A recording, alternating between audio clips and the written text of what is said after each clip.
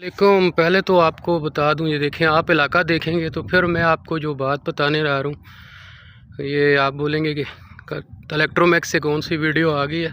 और ये डेजर्ट है, पूरा डेजर्ट है, सहरा है हर तरफ।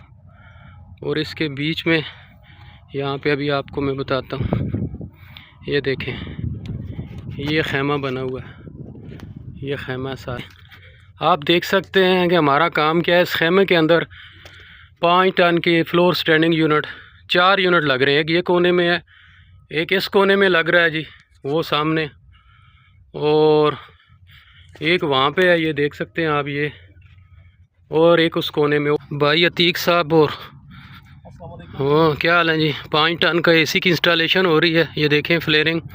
उधर उमर साहब और मुबीन भाई बैठे हैं।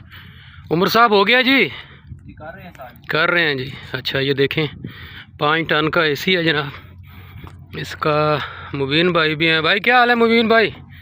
ठीक है। ये देखें, ये इसके फ्लेयरिंग का ये सिस्टम जारी है जी।